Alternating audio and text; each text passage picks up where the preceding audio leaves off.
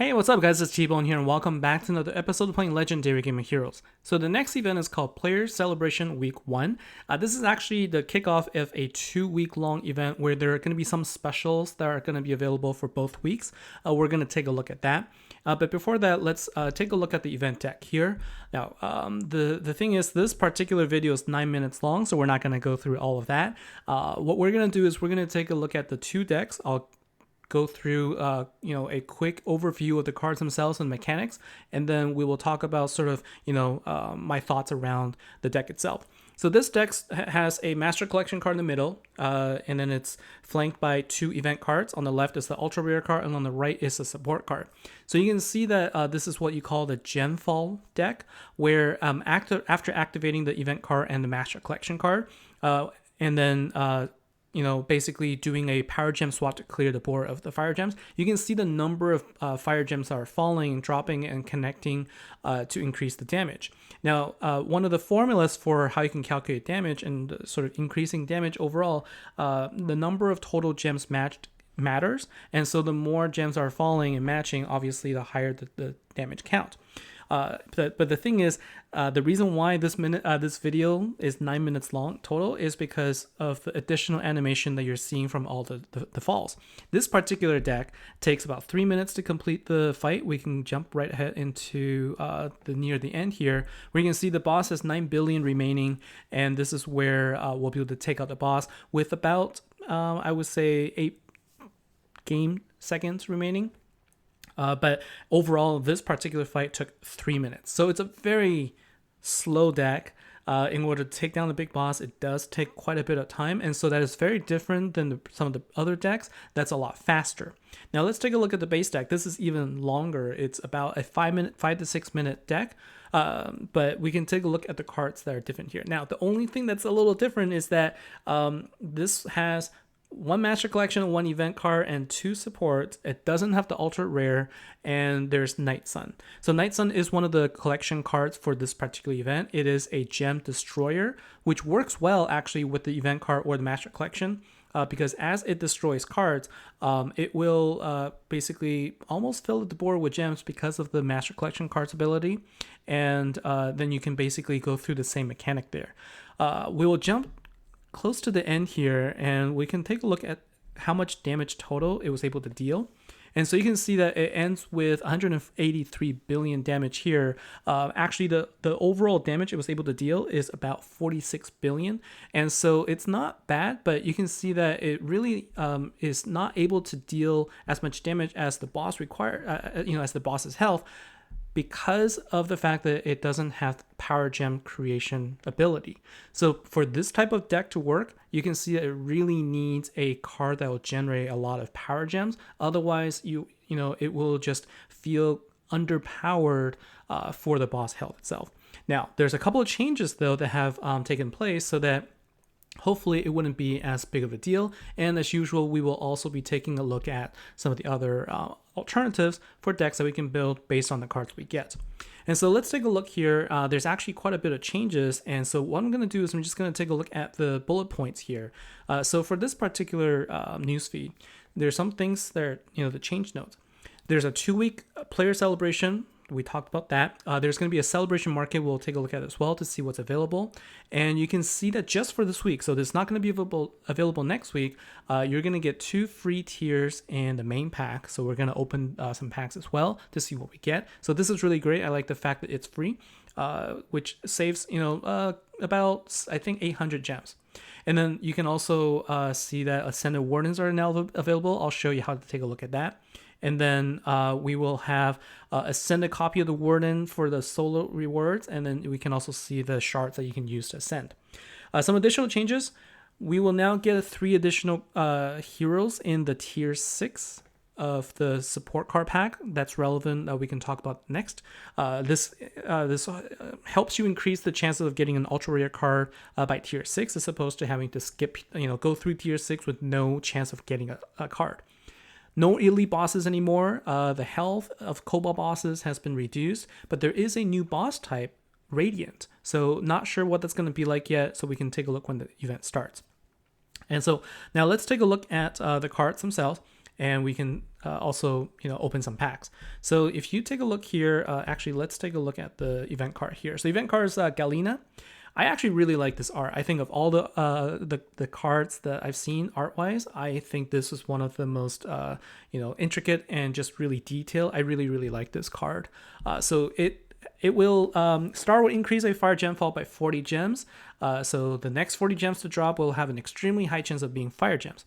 Like I said, this was very similar to the Water Slayer deck, but the main difference is this is the event card that increases the fire gem by 40, which actually matches the Master Collection card of the previous water event. So this got bumped up. So there's a little buff here where this used to be 30 for event card. It's now 40.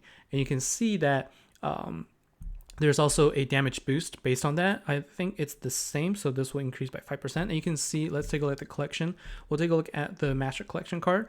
Samargo, the Flame Wolf, it increases it up to 50. So there's definitely a lot more gems that you'll be able to match with their battle skill. And then the passive here, it increases to 3% for every 5 gem fall. So this part's the same. The other thing that's different is it doesn't have the 400% damage and health increase like the previous Water Slayer event. So a little bit changes here. It's not quite as powerful in terms of the leadership skill, but it does have more gems that you can connect. So it's a little bit of a buff there. And we can take a look at the support card here, which is Ovi, and it's a defender card. Now, 2 things. Number 1, this is a Mystic card. So it's the second time that we've ever seen a Mystic deck. And so obviously Relic is going to be an issue here. And the second thing is this card typically has been a warrior card, but now it's a defender. And so unfortunately that means it will not get powered by Domi, which was what I was really hoping for because I really like the skills for this card. But given that it's a defender card, it does mean that the health is high. So you can see how high the health is right now just at level 1. And the recovery is a lot higher than a typical warrior card.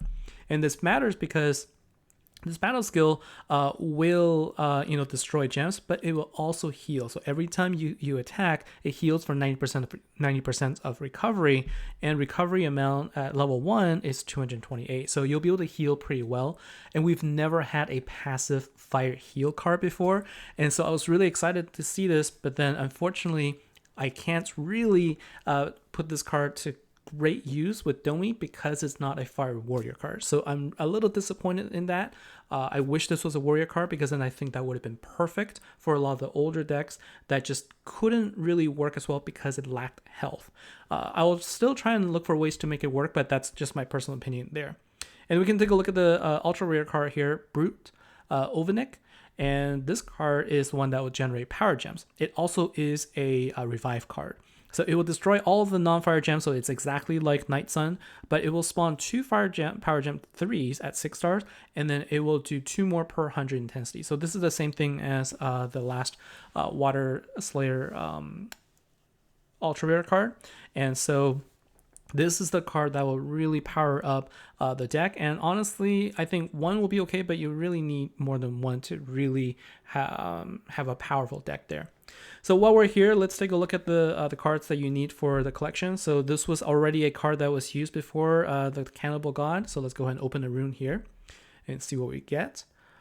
So we'll start with that one. And the second one is Night Sun that we already talked about. This is a card that will actually do a rain gemfall. And then Silver Hoof was an ultra rare card from the first vault event that we had. Unfortunately, this card is not available in the dust shop.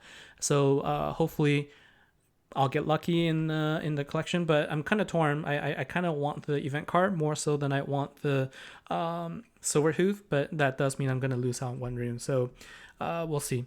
Now let's take a look at the couple things now. First one is we'll take a look at the pack. So you can see here the first 2 tiers are free, and if you're a VIP, you'll get these tickets. Well, you'll get celebration tickets regardless, and then if you're a VIP, you'll get additional ones.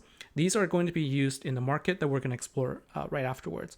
So let's go ahead and open. I would say the first 3 tiers are a very good deal because if you take a look, tier 3, you get 500 gems back for the cost, and then the base cost is 1120, so you'll get 500 back for a total spend of 620 gems, which I think is a good deal for a chance of a card as well as a rune.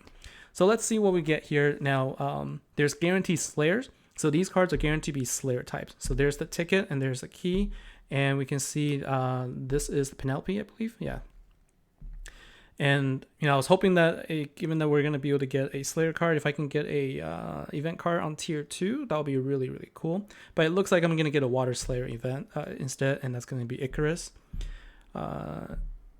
And I get a Night Sun. All right, so let's go to tier 3 now so that we can get a rune as well as one of the heroes, and let's hope that it's going to be a support card.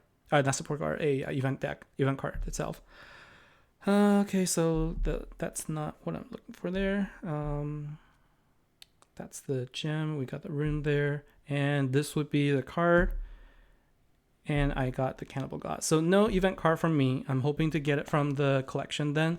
And if I go for another 2,000 gems, I can get the guarantee one, but I'm just gonna hold off and wait there. Now, so now let's take a look at the market. So if you go here, we can go to the store here. So the first thing is you can see the offer here. This is the first thing to special. You can get additional runes, 5-star legend souls on the left, and you can see that you are now able to get the ultra rare cards on the right side. Although if you look at the cost, it's 20,000 tickets, and it's going to be pretty expensive if you are looking to get enough tickets to get these ultra rare cards. So my personal opinion is that if you really, really feel like this is the card that you've been looking for, you want it, and you're willing to spend for it, that's great, because you can no longer get these cards otherwise. But for me, it's too expensive for the cards that you're going to get, especially given how old Vascor now is, and Eternal Chronos. It's, there's a lot of revival decks that you can get the Apollo for, or Supercharged Makwa, which I think does about the same thing. So in my opinion, a little too expensive there. But Celebration Market, this is where you can get some really good deals if you're looking for wisps or shards, or if you're looking for additional tokens to summon your legend bosses. Personally, I think the best deal is going to be your mana. So for a total of 4,500 tickets, you'll be able to get 50,000 mana, which is going to be super useful. And so I'm hoping that we can also collect additional of these tickets along the way over the next 2 weeks, and so you can also get some from playing, and that way you can use it in the store. It is going to last for 2 weeks, so if you don't get it within the first week, not to fret, you'll be able to get it later on as well, because it's not going to refresh. So that covers the map there. The last thing we're going to take a look at is Ascended Wardens. So Wardens can now be ascended, and if you take a look, just look at your any of the Warden cards that you have. Look at the back. This will be your basic sort of 6-star stats, and then now you can go to evolve. Now, when you evolve, you can see what are the catalysts that are required. It does require a ascended essence, just like you would ascend a legend card. And this one looks like a golem heart. You need a summoning rune. I don't have any of those. And you need 20 of these shards to craft one. But then when you ascend it, you can see, number one, the Warden logo is going to be a little different, and the title changes to Bone Collector Ascended here. You're going to see a couple of things. The first one is the Defender skill now will change to either Birthright or Relentless. I believe actually just Relentless. So what Relentless means is every single turn it's going to cast its debuff. So whereas it would have had a turn or two of in between where it doesn't cast it, now it's going to cast every single turn. So for me, that's going to be flatline every single turn. And then if you look at some of the cards here, so this card, for example, it already had Blessed sort of Birthright Blind. In the Ascended version, it will be a Birthright Blind. And so you can see that some of the Wardens aren't really impacted, but some of them, everything else will. So if it doesn't already have Birthright, it will go to Relentless. One of the Wardens that is not changed though is Lucaria, because Lucaria has a Birthright immunity, invulnerability, which you can't really have it be cast every single turn, otherwise it will never die. And so that card doesn't have Relentless added to it. That's the only one that I know of right now that doesn't have that change. So that's pretty much all of the changes in this particular review here. I think that these are the cards, what I'm going to sign off with before I go is these are all the cards that have sort of been out in the past. These are all the support cards. So you can see in order here, Vena is the last sort of Fire Slayer deck that we had. And then this was the event before that with Cannibal God, finally with Domi. And then if you're looking at options using commander cards, you have the APEP card and then Thula as one of the commander cards before that as well. And so what I'm going to do is I'm going to be looking for deck ideas using these as base, as well as including any of the Master Collection card, event card, anything that I can get my hands on. And then we'll take a look in the next video and see what we can come up with.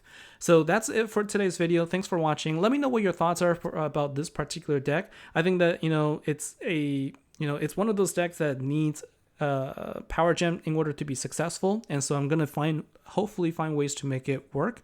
It also takes a very long time to defeat a boss, but with the boss health being lower, I hope that's not going to be too big of an issue. So as usual, thanks again for watching. Looking forward to your feedback, and I'll see you in the next episode. Take care.